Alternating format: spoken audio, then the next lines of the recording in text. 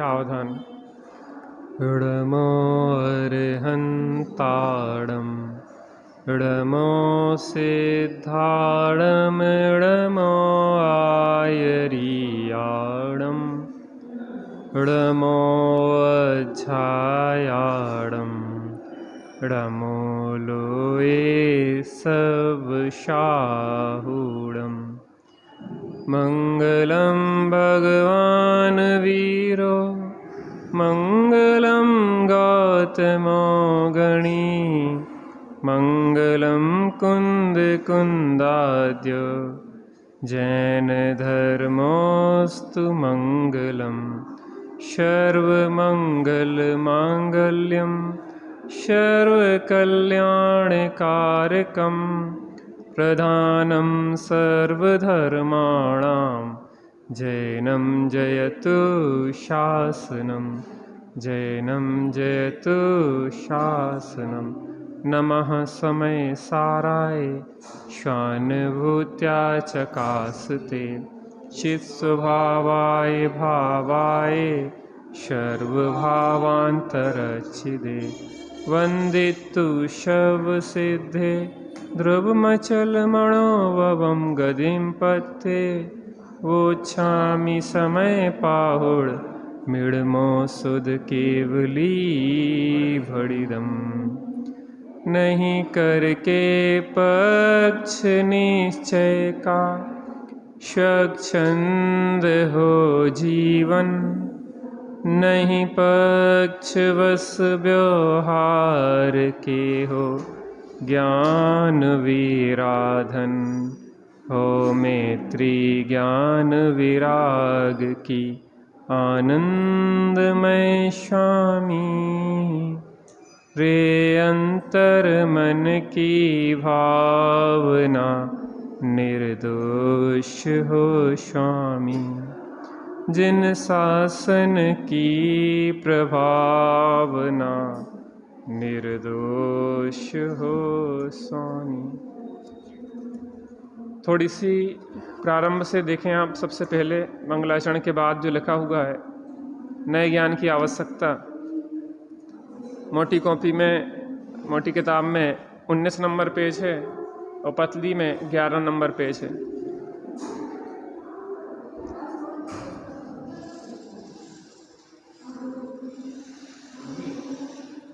Hello hello hello, देखिए विषय को देखते हैं। समय कम है, समझने का प्रयास करते हैं। मोटी किताब में 19 नंबर पेज है और पतली में 11 नंबर पेज है। ध्यान से देखिए। नए ज्ञान की आवश्यकता क्या है? क्यों समझे हम नयों को? क्यों इतनी माथा पच्ची करें? बढ़िया चल रहा था, एक शुद्धात्मा की बात चल रही थी, चलने देते, उसमें क्या था।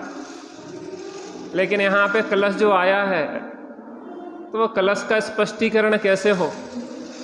आचार्य ने कहा कि एक तरफ देखते हैं तो कसायों का क्लेश है और एक तरफ देखते हैं तो शांति है। तो किस तरफ देखते हैं? किस तरफ देखें? हमें पता ही नहीं है कौन सी दृष्टि से देखें। आप कहाँ दिखाना चाह रहे हैं? तो यहाँ पे कहा कि हम तुम्हें बताते हैं कि कैसे देखना है। हमें वैसे देखना है जिसमें हमारे जीवन में शांति हो। कैसे देखना है? जिसमें हमारे जीवन में शांति हो। जीवन में सुख दुख दोनों लगे रहते हैं, अनुकूलताएं प्रतिकूलताएं दोनों हैं, पाप पुण्य दोनों के उदय हैं, साता असाता दोनों उदय हैं। लेकिन हमें देखना किसे है? आधे खाली गिलास को देखना है कि आधे भरे गिलास को देखना है? जो हमारे ऊपर निर्भर करता है। विषय प्रवेश देखते हैं। नए ज्ञान की क्या आवश्यकता है? अरुण भाई सब जोर से पढ़िए थोड़ा प्रारंभ से। हाँ, जिनागम के मर्म को समझने के लिए नयों का स्वरूप समझना आवश्यक ही नहीं, अनिवार्य है। सुनिए आप, इतनी पंक्ति का विचार करें। जिनागम के मर्म को समझने के लिए नयों का स्वरूप समझना आवश्यक ही नहीं, अनिवार्य है। क्या है? कंपलसरी है। जैसे परीक्षा में कुछ प्रश्न होते हैं ना जिन्हें क्या करते हैं कि ये करना ही पड़ेगा, कंपलसरी है, इसको आप छोड़ नहीं सकते हैं। आगे, क्योंकि समस्त जिनागम नयों की भाषा में ही निबद्ध है। जो जिनागम हैं, जिनवाणी है द्वादशांग रूप, वो जिनागम जो भी निबद्ध है वो काय की भाषा में है? नयों की भाषा में है। क्योंकि जो भी जिनवाणी में कहा है वो किसी अपेक्षा से कहा गया है, और उस अपेक्षा को समझने के लिए नयों की जानकारी तो होना चाहिए। आगे, नयों को समझे बिना जिनागम का मर्म जान पाना तो बहुत दूर, उसमें प्रवेश भी संभव नहीं है। क्या बात है, देखिए, नयों को समझे बिना जिनागम का मर्म तो बहुत दूर है, हम मर्मज्ञ तो बन ही नहीं पाएंगे, लेकिन उसमें प्रवेश ही नहीं कर पाएंगे। चक्रव्यूह होता ना, चक्रव्यूह, चक्रव्यूह में अगर ज्ञान नहीं है आपको, तो आप उस चक्रव्यूह को जीतना तो दूर,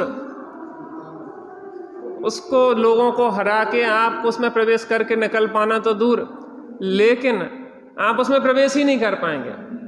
ऐसे जिनागम में परिपक्वता तो दूर, लेकिन जिनागम में प्रवेश ही संभव नहीं है। किसके बिना? हाँ भाई, सब आगे पढ़ना। जिनागम के अभ्यास पठन पाठन में संपूर्ण जीवन लगा देने वाले विद्वानजन भी नयों के सम्यक प्रयोग से अपरिचित होने के कारण जब जिनागम के मर्म तक नहीं पहुंच पाते, तब सामान्य जन की तो बात ही क्या करना। समझना, मैंने कल 6 दृष्टिकोण जो लिए थे, 6 दृष्टिकोण लिए थे, काय के? नहीं, राग के संबंध में विविध दृष्टिकोण। तो उसमें भी कंफ्यूजन क्यों हो रहा है? उसका कारण यह है कि जीवन भर जिनागम के पठन पाठन में हम अपना जीवन लगा देते हैं, लेकिन उसके मर्मज्ञ नहीं हो पाते हैं, और मर्मज्ञ न होने पे उसका सम्यक प्रयोग नहीं कर पाते हैं। क्यों नहीं कर पाते हैं? क्योंकि हमें नयों का सही ज्ञान नहीं है। एक तरफ कहते हैं कि निश्चय से राग आत्मा का है, दूसरी तरफ कहते हैं कि पुद्गल का है, एक तरफ कहते हैं दोनों का है, फिर कहते हैं कि उसकी अपनी स्वतंत्र ही योग्यता है। क्या कहते हैं? स्वतंत्र ही योग्यता है। उसके बाद क्या कहते हैं? 5वां बिंदु क्या है?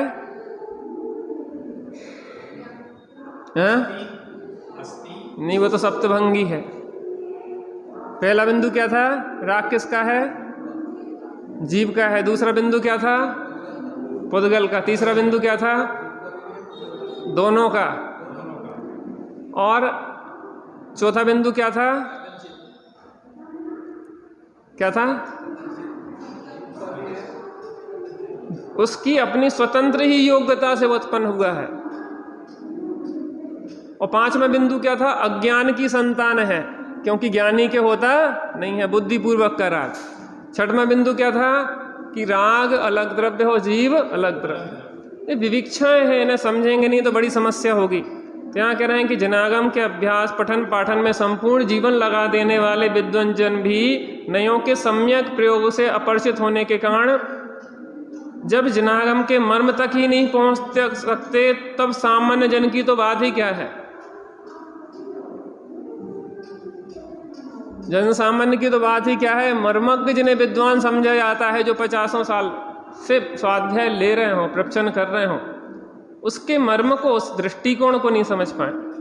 धवला में क्या है? ड़त्तिड़हि बिहूणम सुत्तम अथोब जिणवरम दम्मी तोड़े वादे ऋणा मृणो सिद्धंत्या होंती। जिनेंद्र भगवान के मत में नयवाद के बिना सूत्र और अर्थ कुछ भी नहीं है। एक पंक्ति भी, एक सूत्र भी, एक अर्थ भी नयवाद के बिना नहीं है। क्या कहना चाह रहे हैं? समझे इस रहस्य को। ये धवला है, धवला पुस्तक 1 खंड 1 भाग 1 गाथा 68।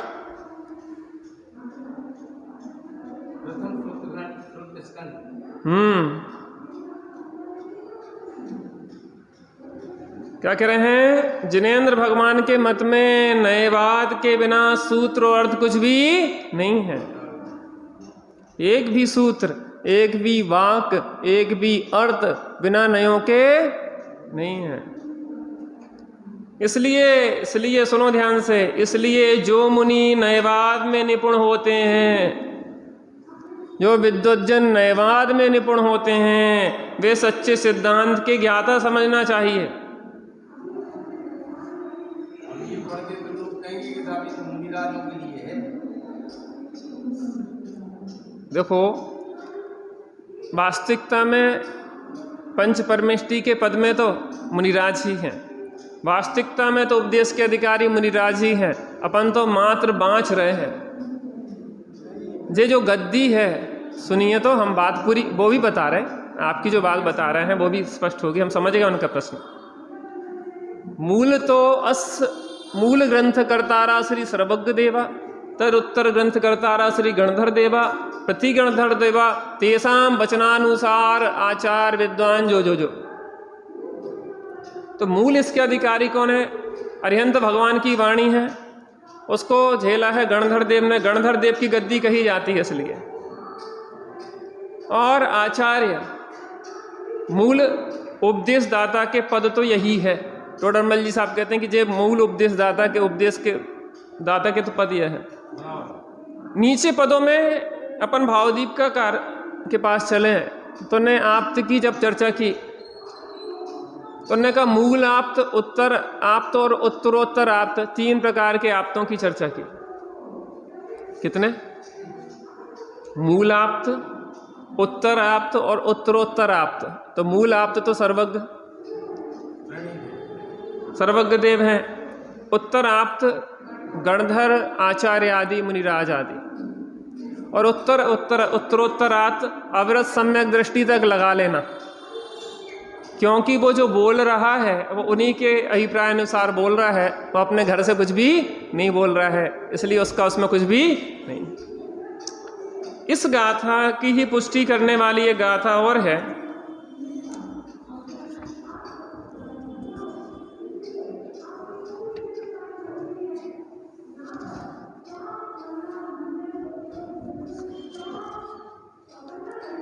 पृष्ठ क्रमांक 21 है मोटी वाली पुस्तक में, और इसी का आप अगला पेज पलट देंगे तो मिल जाएगा आपका। छोट पतली पुस्तक में 13 नंबर पेज है, ध्यान से देखिए।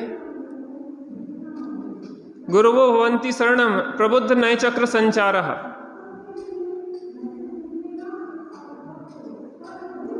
क्या कह रहे हैं?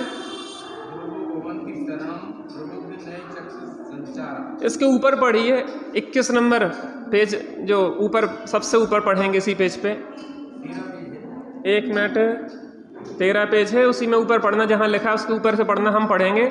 आप देखिए, जिस प्रकार अत्यंत तीक्ष्ण धार वाली तलवार से बालकवत खेलना खतरे से खाली नहीं है। माता आपके पास ग्रंथ है, यहाँ पे बहुत अतिरिक्त रखे हैं व्यर्थ में, आप लोग अपने पास क्यों नहीं रखते हैं?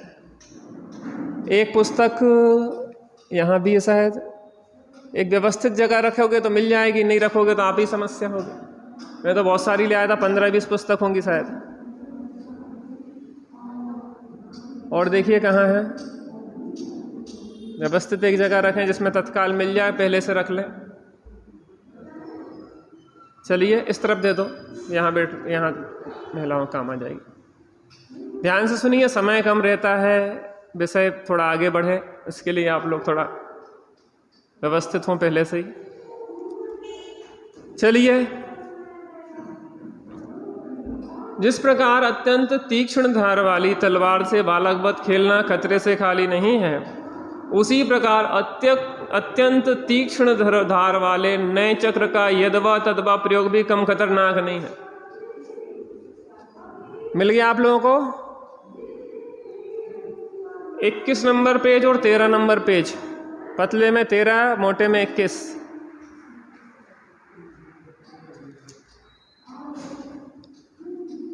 क्या कहा? तलवार है, तलवार आपके घर में नहीं है? नहीं हो, अगर तो पहले राजा महाराजा तलवार रखते थे, तलवार चलाते थे। तलवार से क्या होता है? शत्रु का नाश किया जाता है। लेकिन अगर उसी तलवार को बच्चा पकड़ ले तो जिस तलवार से शत्रु का नाश किया जाता है उसी तलवार से को बच्चा पकड़ ले। चलो तलवार छोड़ दो, आपके घर में चाकू तो होगा। चाकू, चाकू किस काम आता है? कोई भी चीज सुधारने के काम आता है। लेकिन चाकू को बच्चा पकड़ ले तो अपनी उंगली काट लेगा। तो चाकू उंगली काटने के लिए था क्या? आप जब खरीद के लाए थे तो चाकू को काय के लिए लाए थे? कि उंगली कट जाए। उंगली तब कटती है जब वो उस चाकू को चलाने में पारंगत नहीं होता है। अनाड़ी व्यक्ति के हाथ में आया हुआ चाकू उसका ही घात करता है, और समझदार व्यक्ति के हाथ में आया हुआ चाकू क्या करता है? उसके काम करता है, उसका काम बना देता है। समझ गए ना संजय भैया? ये पुस्तक आपको क्या कहा? चाकू, चाकू चाकू है, लेकिन अनाड़ी और खिलाड़ी दोनों का अंतर है। तो कहना जिस प्रकार अत्यंत तीक्ष्ण धार वाली तलवार से बालकवत खेलना खतरे से खाली नहीं है, उसी प्रकार अत्यंत तीक्ष्ण धार वाले नए चक्र का यद्वा तद्वा प्रयोग भी कम खतरनाक नहीं है। जिस प्रकार यदि तलवार चलाना सीखना है तो सुयोग गुरु के निर्देश में विधि पूर्वक सावधानी से सीखना चाहिए।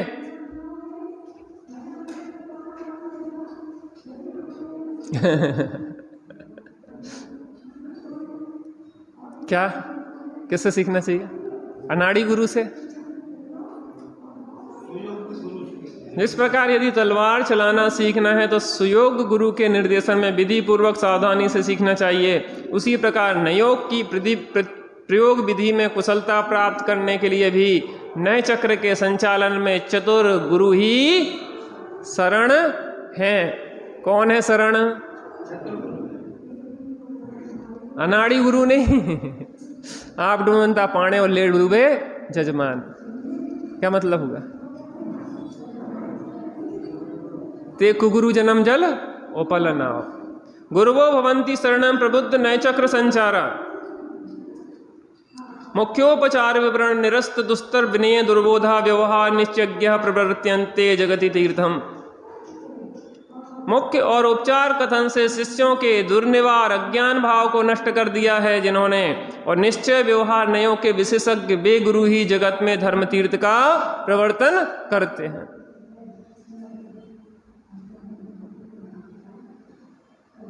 क्या कहा?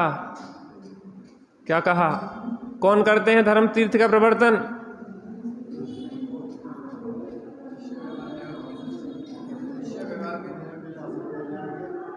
हाँ? काय के जानकर सुयोग गुरु निश्चय और व्यवहार के, मुख्य और उपचार कथन से शिष्यों के दुर्निवार अज्ञान भाव को नष्ट कर दिया है। मुख्य उपचार, किसी ने यहाँ पे दही मथा, दही मथा, आपने हाथ से बात कर रहे मथानी वाले, उस मशीन से नहीं। किसी ने मथा? किसने मथा? हाथ खड़ा करो। आपने मथा? बहुत बढ़िया। कैसे मथते हैं? आपने मथा? चलो हाँ, सामने ही बैठे। कैसे मथते हैं? कि दोनों रस्सियों को खींच लो या दोनों को छोड़ दो।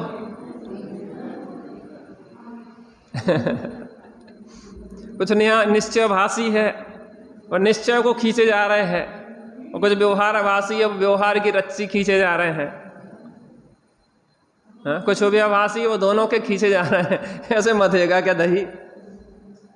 ऐसे निकलेगा क्या मक्खन? ऐसे मिलेगा क्या घी? तरीका है मुख्योपचार विवरण निरस्त दुस्तर विनय दुर्बोधा। मुख्य उपचार, मुख्य उपचार, मुख्य उपचार, मुख्य उपचार। कभी पर्यार्थिक चक्षु से देखते हैं तो कभी द्रव्यार्थिक चक्षु से देखते हैं, कभी पर्यार्थिक चक्षु से देखते हैं, कभी द्रव्यार्थिक चक्षु से देखते हैं, कभी उभय चक्षु से देखते हैं। प्रवचन सार की 114 गाथा किसी ने पढ़ी थी? हमने कहा था आप लोगों से होमवर्क तो करना पड़ेगा। बच्चों के होमवर्क में माताइयाँ भी 12 बजे रात तक जगती रहती, और बच्चा पढ़ रहा है LKG UKG में, होमवर्क बहुत है बेचारों का। हमें तो इतनी दया आती बेचारे बच्चों पे और माता पिता पे, सुबह से खड़े मिलते हैं वहाँ, 12-1 बजे तक माता पिता जगते रहते हैं, और सुबह से 6 बजे उठ के बच्चे भी 12-1 बजे तक जगते रहते हैं आजकल के मॉडर्न ज़माने के। उनकी नींद कब पूरी होगी? टैक्सी में सोते मिलते हमें, वो स्कूल में भी सोते रहते हो, माता पिता सोते सोते जा रहे हैं, इसलिए तो बीमारियां हो रही खड़ी भाई साहब। आपकी नींद पूरी नहीं हो रही है। आपको समय मिले तो आप मोबाइल ना चलाओ, थोड़ा सो लो, आपको बहुत रिलैक्स हो जाएगा, बहुत सारी बीमारियों से बच जाओगे। सोना भी एक दवाई है अपने आप में। जो लोग जिनका दिमाग डिस्टर्ब होता है उनसे कहते हैं सो जाओ, और नहीं सो पा रहे तो नींद की दवाई दी जाती है। सोना सीखो, निर्भर होकर सीखना सीखो, बगल में मोबाइल ना रखो। तो बच्चों के होमवर्क के लिए हमारे पास समय है, बच्चों को स्कूल भेजने के लिए समय है, बच्चों की पढ़ाई की बहुत इंपॉर्टेंस है, जिसका पता है कि बच्चे वो आपके पास नहीं रहेंगे, आपको जीवन भर दुख देंगे। क्यों? क्योंकि संस्कार तो दिए नहीं है, पाठशाला तो भेजा नहीं है, जीवन भर कष्ट देंगे वो आपको, नासूर की तरह आपके ही घाव को परेशान करेंगे। उसके लिए पूरी जिंदगी संपत्ति सब कुछ लगा दोगे, कर्जा लेके पढ़ाओगे।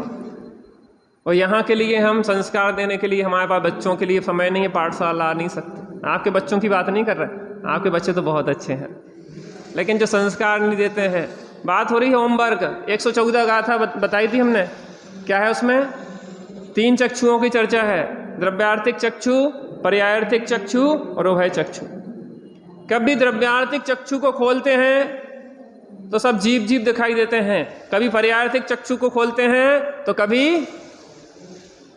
मनुष्य त्रियंश देवनार की दिखाई देते हैं, और उभय चक्षु को जब खोल के देखते हैं तो मनुष्य जीव, त्रियंश जीव, देव जीव और नार की जीव दिखाई देते हैं। देखने की दृष्टि ही तो है। मक्खन भी निकालना आसान बात नहीं है। क्या ये सब बताते ना कि मथानी कब कितनी स्पीड में चलाना, हम तो चलाते जाएंगे चलाते जाएंगे चलाते जाएंगे चलाते जाएंगे चलाते जाएंगे, कछु नहीं, वो जो निकलो है ना वो ही में मिल जाए, वो लास्ट में उसको धीरे धीरे धीरे धीरे ऊपर आता जाए, उसको अलग करते जाओ।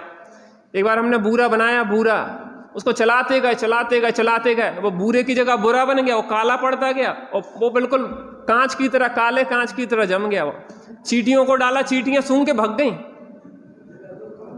ऐसे अनाड़ी अगर जब बूढ़ा नहीं बना पा रहा तो जनागम में प्रवेश कैसे संभव, हम ये कह रहे हैं। चींटियां भी भग गई, चींटी भगाव दवाई बन गई वो मीठे से। तो कह रहे हैं मुख्योपचार विवरण निरस्त दुस्तर विनय दुर्बोधा व्यवहार निश्चज्ञ प्रवर्त्यन्ते जगति तीर्थम। मुख्य और उपचार कथन से शिष्यों के दुर्निवार अज्ञान भाव को नष्ट कर दिया जिन्होंने, और निश्चय व्यवहार नयों के विशेषज्ञ हैं। जो निश्चय व्यवहार नयों के क्या हैं? विशेषज्ञ हैं।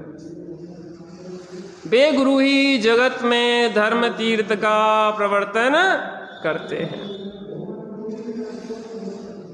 समझ में आया? पास करें कि दूर दूर कर दें थोड़ी? समझ में आया? कौन गुरु शरण है? जो नए चक्र को चलाने में पारंगत है।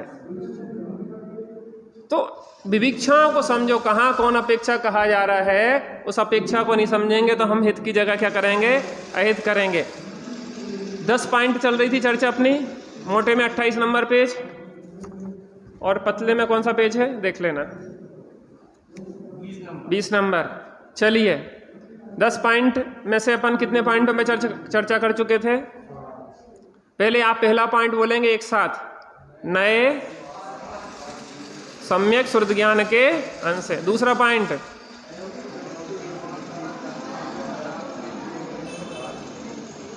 एक अंश में होती है। तीसरा पॉइंट,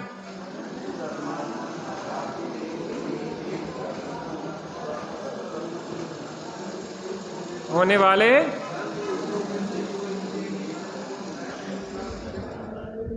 चौथा पॉइंट,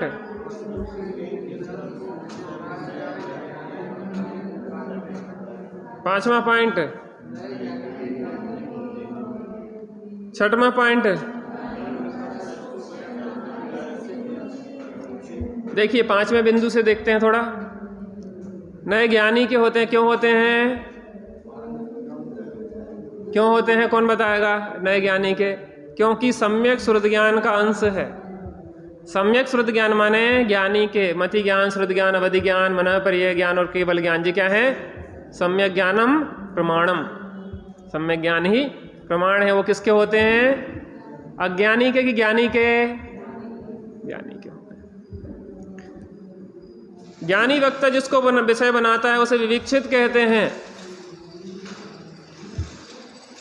ये रूमाल है ना, रूमाल कैसा है? सफेद है। अभी हम इसकी कलर की तरफ से बात कर रहे हैं। फिर हमने कहा कि ये 20 ग्राम का है। फिर हम किस तरफ से बात कर रहे हैं? वजन की तरफ से बात कर रहे हैं।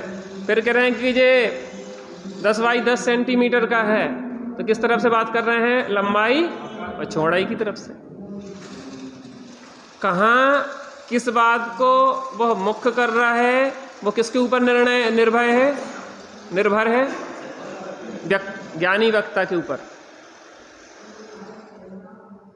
तो ज्ञानी वक्ता जिसको विषय बनाता है उसे क्या कहते हैं? विविक्षित विषय कहते हैं। हाँ? विविक्षित माने अभी किस विविक्षा से चर्चा की जा रही है, किस अपेक्षा से चर्चा की जा रही है, किस अपेक्षा से विविक्षित व्याख्या की जा रही है, जिसका कथन किया जा रहा है, जिसको कहा जा रहा है वो विविक्षित, जिसको नहीं कहा जा रहा है वो अविविक्षित। पक्का है ना? नयों के कथन में विविक्षित धर्म मुख्य होता है और अन्य धर्म गौण होते हैं। इसको कहा सफेद है, तो क्या लंबा चौड़ा नहीं है? क्या इसमें वजन नहीं है? क्या इसमें चिकनापन नहीं है? क्या इसमें भारीपन नहीं है? सब कुछ है। लेकिन अभी किसकी तरफ से कह रहे हैं? रंग की तरफ से। नए गौण धर्म का निराकरण नहीं करता, मात्र उसके संबंध में मौन रहता है। आप कौन हैं? पिता हैं, ठीक है ना? पिता हैं तो उस समय भाई हैं कि नहीं हैं? उस समय पुत्र हैं कि नहीं हैं? उस समय मित्र हैं कि नहीं हैं? उस समय भतीजे हैं कि नहीं हैं? उस समय भांजे हैं कि नहीं हैं?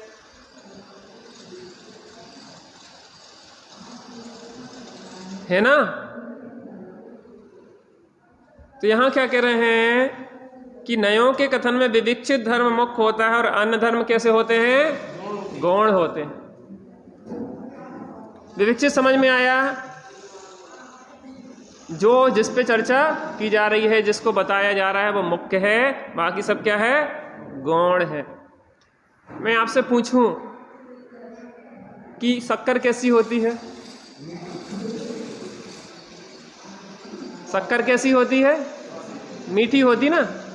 तो मीठा पक्ष विविक्षित है और अन्य पक्ष क्या है? अविविक्षित है। तो क्या है? नयों के कथन में विविक्षित धर्म मुख्य होता है और अन्य धर्म कैसे होते हैं? गौण होते हैं। नए गौण धर्मों का निराकरण नहीं करता, मात्र उसके संबंध में मौन रहता है। शक्कर मीठी है, बिल्कुल सही, लेकिन रस की तरफ से, लेकिन उसमें वर्ण भी तो है, तो वर्ण की तरफ से कथन करेंगे तो कैसी है शक्कर? सफेद है।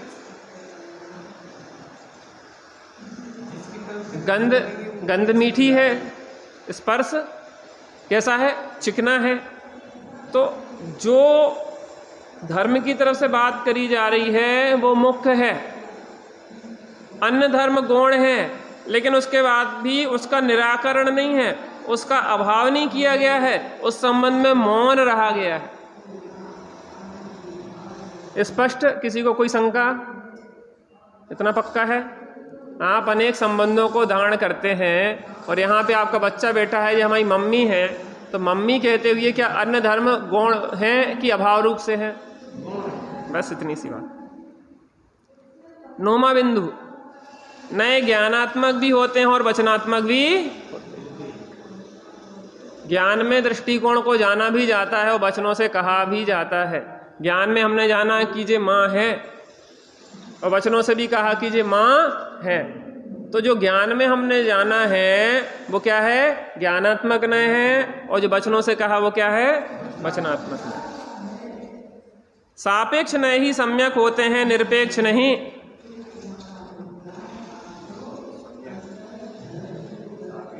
बौद्धमती कह रहे हैं कि सर्वथा वस्तु अनित्य है। सांख्यमती कह रहा है कि वस्तु नित्य है। वहां पे बौद्धमती वस्तु को सर्वथा अनित्य मान रहा है और सांख्यमती वस्तु को सर्वथा नित्य मान रहा है। लेकिन जैनमती कहता है कि स्याद नित्य और स्याद अनित्य। क्या कहा? किसी अपेक्षा से नित्य है, किसी अपेक्षा से अनित्य है। बिल्कुल सही। अरे तीसरे नंबर का भंग क्या है? स्याद अस्ति और स्याद नास्ति। मजा आ रहा कि नहीं आ रहा? बहुत, अभी आपको और बहुत मजा आएगा। यहाँ पे भैया से बात हुई है कल से, प्रोजेक्टर पे बहुत अच्छी इसकी पीपीटी है, उससे आप समझ लेंगे ना एक बार तो दिमाग में बिल्कुल बैठ जाएगा विषय। तो यहाँ प्रोजेक्टर की अगर सेटिंग भैया चलाते हैं, बाद में यहीं पे रहेगी, बाद में फिर अपनी क्लास के टाइम हमने भैया को पीपीटी डाल दी है वो लैपटॉप में डाल के, और उसको अपन यहाँ से बढ़िया एकदम मज़ा आएगा आपको कि वास्तव में इतना सुंदर वस्तु स्वरूप आपको जिनशासन की महिमा आएगी। आपको लगेगा कि यार क्या बात है, इतनी सुंदर वस्तु व्यवस्था है। अहो मुझे तो इन बातों की खबर ही ना थी जी। नए ज्ञानात्मक भी होते हैं और वचनात्मक भी होते हैं। ज्ञान में आप किसी दृष्टिकोण से जानते भी हैं।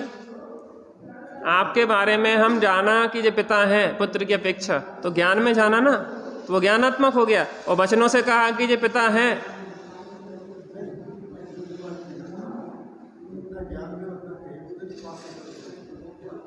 वो अलग दृष्टिकोण है।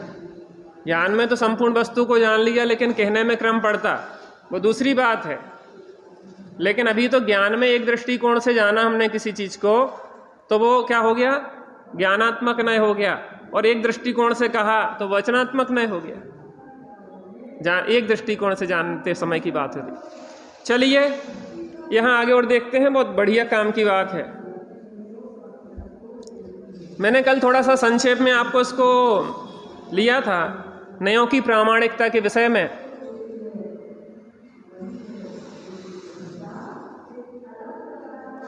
पुस्तकें देख लिया करो, एक जगह रखा करो जिसमें कि सब लोगों को मिल सके, है ना। अब इतनी ही है, क्या किया जाए। इसमें नयों की प्रामाणिकता में नीचे का दूसरा पैराग्राफ से देखेंगे,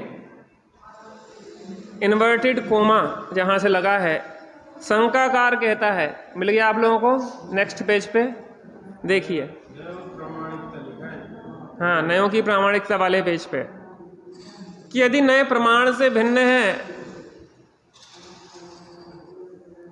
तो वह अप्रमाण ही हुआ, क्योंकि प्रमाण से भिन्न अप्रमाण ही होता है। कुछ नए विषय सीखने को मिलेंगे, थोड़ी बुद्धि लगाना पड़ेगी, इसलिए मैं बार बार कहता टाइम से आइए।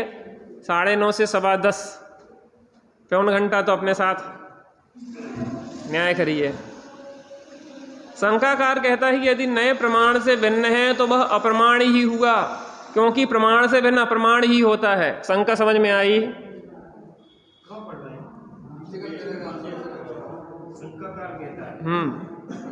क्या शंका है? यहाँ कहा कि नए जो है वो प्रमाण से भिन्न है कि अभिन्न है। उन्होंने कि वो प्रमाण से भिन्न है। कैसा है नए?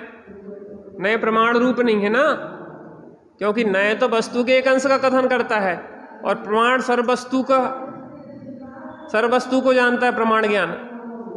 और नए क्या करता है? उस अनंत धर्मात्मक वस्तु के किसी एक धर्म की तरह से बात कहता है, ठीक है ना। तो उन्होंने कहा कि जब नए प्रमाण से भिन्न है तो वह अप्रमाण हुआ। बराबर नहीं, बराबर नहीं। प्रश्न अभी जे वो उसकी तरफ से कथन है, सामने वाले की तरफ से, अन्य मतवादियों की तरफ का कथन है। सुनिए ध्यान से, कि यदि नए प्रमाण से भिन्न है तो अप्रमाण ही हुआ, क्योंकि प्रमाण से भिन्न अप्रमाण ही होता है। एक ज्ञान प्रमाण भी ना हो और अप्रमाण भी ना हो, ऐसा तो संभव नहीं है। देखो जैनेतर दर्शनों में अकेले प्रमाण की चर्चा है, नए की चर्चा वहां नहीं है किसी भी दर्शन में। जैनेतर दर्शनों में प्रमाण की तो बहुत चर्चा है, लेकिन वहां नयों की चर्चा कहीं भी नहीं है। जो नए जो है, ये जिन शासन की अपनी एक अनूठी उपलब्धि है, हमारे ऊपर उपकार है जिन शासन का, जिनेंद्र परमात्मा का। क्योंकि किसी को प्रमाण ना मानने पर अप्रमाण अनिवार्य है।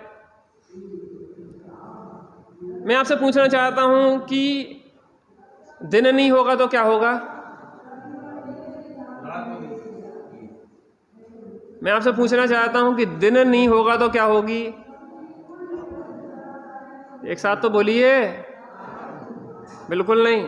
शाम का समय नहीं होता, एक धुंधल का होता है, ना रात है ना दिन है, मध्य काल होता है जैसे कहते हैं। जो मिथ्या दृष्टि नहीं है वो क्या होगा?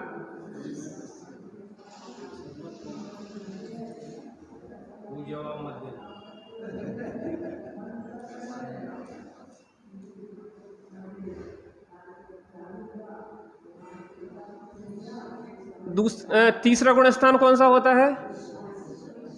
सम्यक मिथ्यात्व। ना उसमें मिथ्या दृष्टि है ना सम्यक दृष्टि है, वो बीच का है। और तुम कहो कि या तो सम्यक दृष्टि होना चाहिए मिथ्या दृष्टि होना चाहिए, ये तो विविक्षा है। आप बताइए तीसरे गुण स्थान वाले को क्या कहेंगे, मिथ्या दृष्टि की सम्यक दृष्टि? सम्यक मिथ्यात्व गुण स्थान है वो, मिश्र। ना उसको मिथ्या दृष्टि कह सकते हैं ना सम्यक दृष्टि कह सकते हैं। तो आप या तो प्रमाण कहो या अप्रमाण कहो, उन्होंने कि ऐसा नहीं है। क्या कह रहे हैं? और अप्रमाण न मानने पर प्रमाणता अनिवार्य है, दूसरी कोई गति नहीं है। इसका उत्तर देते हुए ग्रंथकार कहते हैं कि प्रमाणता और अप्रमाणता के सिवाय भी तीसरी गति है।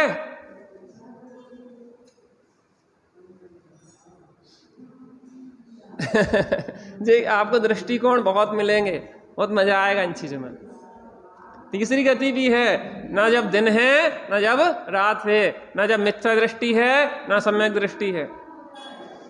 मैं आपसे पूछूंगा अभी दिन है कि रात है? दिन है, ठीक है ना। लेकिन आप ऐसे नहीं कथनचित दिन कहो, क्योंकि अमेरिका में भी रात है।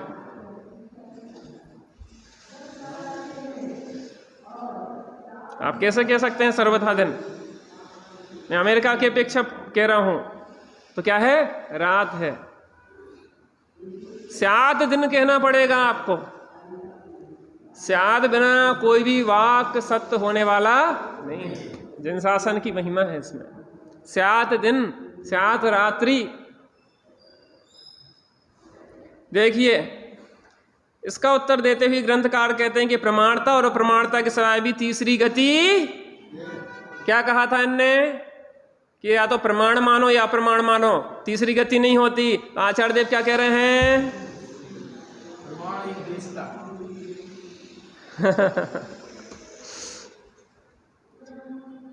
वाह, वह है प्रमाण एक देशता। प्रमाण का एक देशपना, प्रमाण का एक देश ना तो प्रमाण ही है, क्योंकि प्रमाण का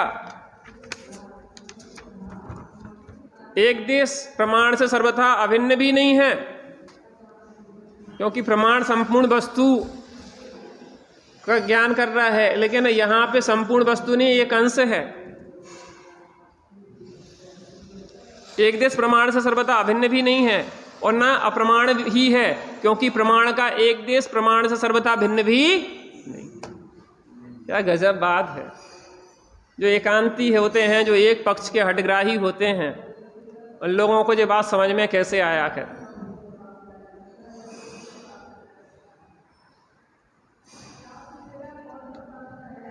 दीदी समझ में आ रहा? हाँ, एक देश प्रमाण से सर्वथा अभिन्न भी नहीं है और न अप्रमाण ही है, क्योंकि प्रमाण का एक देश प्रमाण से सर्वथा भिन्न भी नहीं है। देश और देशी में कथनचित भेद माना गया है।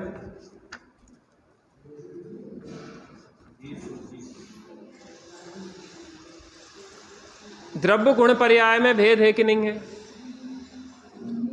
है, अतद्भाव रूप भेद है ना। द्रव्य गुण नहीं है, गुण पर्याय नहीं है। अरे द्रव्य जो है, द्रव्य द्रव्य है, गुण गुण है, पर्याय पर्याय है। संज्ञा, संख्या, लक्षण और प्रयोजन की अपेक्षा भेद किए जाते हैं द्रव्य गुण पर्याय में। 4 चीजें, संज्ञा, संख्या, लक्षण और प्रयोजन। फिर से, पहला संज्ञा, दूसरा संख्या, तीसरा लक्षण और चौथा प्रयोजन। संज्ञा क्या कहलाती? नाम। एक का नाम द्रव्य है, एक का नाम गुण है, एक का नाम पर्याय है। अरे तीनों एक ही हो जाएंगे तो फिर विविधता क्या ठहरी कि ये द्रव्य है, ये गुण है, ये पर्याय है, ये सोना है, ये पीलापन है,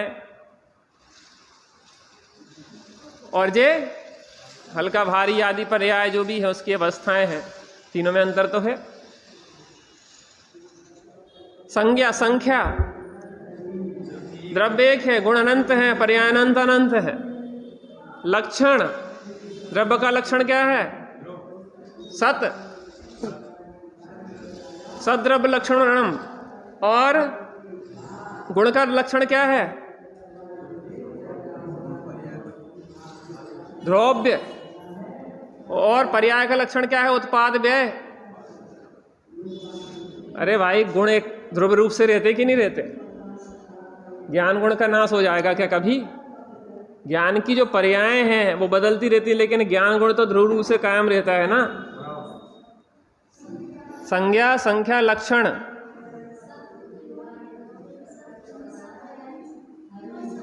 तीनों सत्य है, तो सत्य का हम अभाव थोड़ी ना कर रहे हैं। द्रव्य, द्रव्य एक रूप रहता है, एक है। गुण कैसे है? अनंत है। पर्याय कितनी है? अनंत अनंत। पहला क्या था? संज्ञा, नाम का भेद समझ में आ गया। संख्या, संख्या में समझ में आ गया। लक्षण, लक्षण, लक्षण द्रव्य का, गुण का और पर्याय का।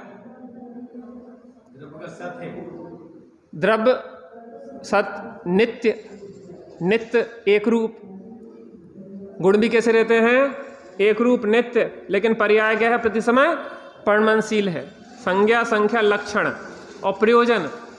द्रव्य की बात करने का प्रयोजन अलग है, गुण की बात करने का प्रयोजन अलग है, और पर्याय की बात करने का प्रयोजन अलग है। अब ये 80वीं गाथा के ऊपर चर्चा का त्यागी साहब से चर्चा हो रही थी। प्रवचन सार जी की 80वीं गाथा में जो जानता अरिहंत को द्रव्य गुण पर्याय से, वो जानता निज आत्मा द्रग मोह उसका नाश हो। आचार्य अमृतचंद स्वामी ने वहां पे कहा कि द्रव्य से भी तुम अरिहंत समान हो, गुण से भी तुम अरिहंत समान हो, और पर्याय से भी तुम अरिहंत समान हो। क्योंकि तुम्हारी पर्याय में भी निरंतर परिणमन हो रहा है, उनकी पर्याय में भी निरंतर परिणमन हो रहा है। और पर्याय स्वभाव की तरफ से देखा जाए तो सबका पर्याय स्वभाव भी एक रूप है। दूसरी विवेक्षा वहां आती है विचारणीय कि पर्याय में अंतर भी है, कि वे विराग यहाँ राग वितान। लेकिन राग वितान कब होगा? जब आप एक रूपता को देखोगे, एक रूप स्वभाव को देखोगे, तो उसके आश्रय से राग वितान होगा। मात्र पर्याय में कमी देखते हैं, हमें तो कमी है, हमें तो कमी है। कमी को देखने से कमी दूर नहीं होती, परिपूर्ण स्वभाव को देखने से कमी दूर होती। विविक्षाएं हैं कि नहीं है? तो द्रव्य गुण और पर्याय में संज्ञा, संख्या, लक्षण और प्रयोजन से भेद है और कथनचित अभेद है। प्रयोजन माने द्रव्य को बताने का प्रयोजन। द्रव्य माने जो द्रव्य होता है, उत्पाद व्यय ध्रुवयुक्तम सत, सत द्रव्य लक्षणम। तो द्रव्य में त्रियात्मक होता है, उत्पाद व्यय और ध्रुवयुक्त। संपूर्ण वस्तु आ गई वहां पे द्रव्य। गुण माने होता है उस द्रव्य की विशेषता, और पर्याय माने होता है उन गुणों का परिणमन। तो कहाँ किस तरफ से कथन करना है, कहाँ पे उस वस्तु के संपूर्ण द्रव्य की तरफ से बात कर रहे हैं, कहाँ उसके एक विशेषता की तरफ से बात कर रहे हैं, कहाँ उसके पर्णमन की तरफ से बात कर रहे हैं। तो ये प्रयोजन हो गया ना, संज्ञा, संख्या, लक्षण और प्रयोजन। अब आप हार लेने गए, तो आपने पूछा काय का है, उन्हें कि सोने का है, सोने का है। तो भाई साहब इसमें पीलापन कम क्यों दिख रहा है? तो पीलापन तरफ से देखेंगे तो क्या देखेंगे? गुण। नहीं, इसमें क्या है, थोड़ा सा वट्टा है। तो वो जो पहले तो द्रव्य क्या था, स्वर्ण, और दूसरी बात चर्चा कैसे करी, गुण से, पीलेपन से। फिर इसकी डिजाइन की तरफ से आए, भाई साहब ये डिजाइन नहीं चाहिए हमें, दूसरी प्रकार की डिजाइन चाहिए। तो तीनों का प्रयोजन है ना। पहले तो मूल वस्तु को देखेंगे, फिर उसकी विशेषताओं को देखेंगे, फिर उन विशेषताओं में कौन कौन सी अवस्थाएं हैं, उन अवस्थाओं की तरफ से देखेंगे। तो उनका तीनों का प्रयोजन हो गया। इतना क्लियर है कॉन्सेप्ट?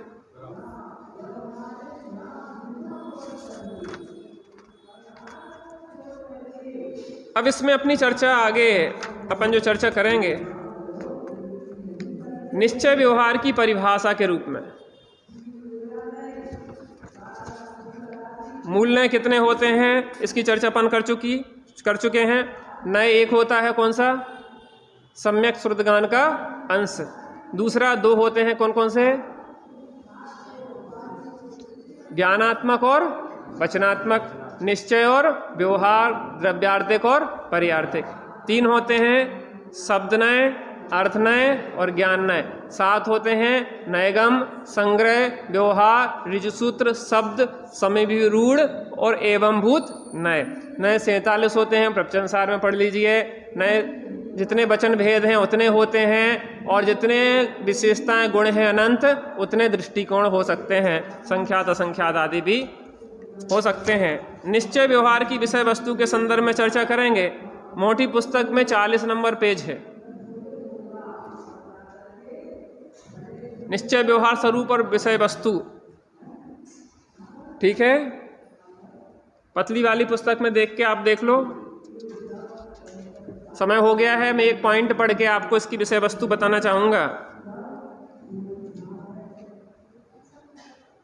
पेज नंबर मोटे में 40 नंबर है, और पतली वाली मुझे दें तो मैं आपको बता सकता हूँ।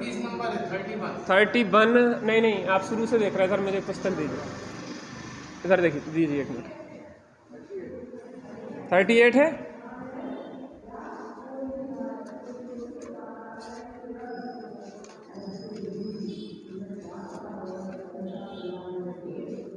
कितना है?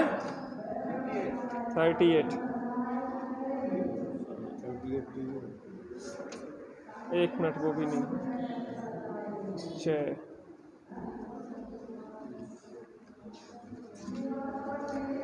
देखिए 33 है।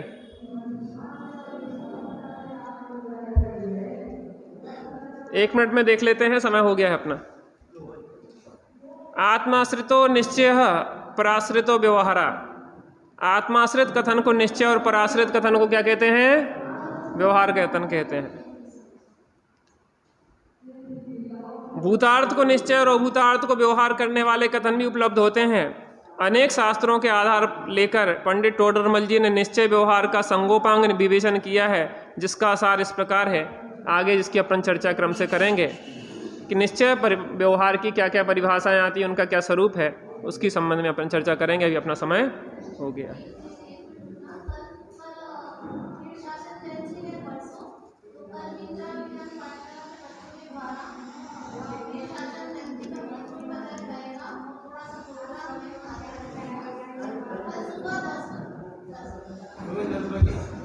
ठीक है, चलिए। निज निधि निज में बताई,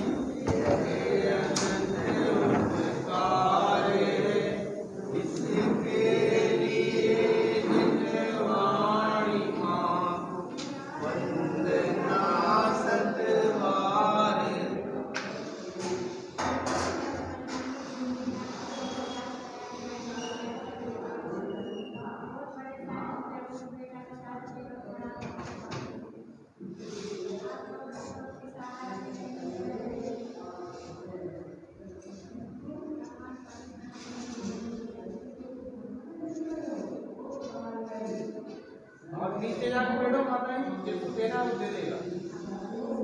नीचे जल्दी चले जाओ, लोग निकलेंगे देते जाएंगे आप।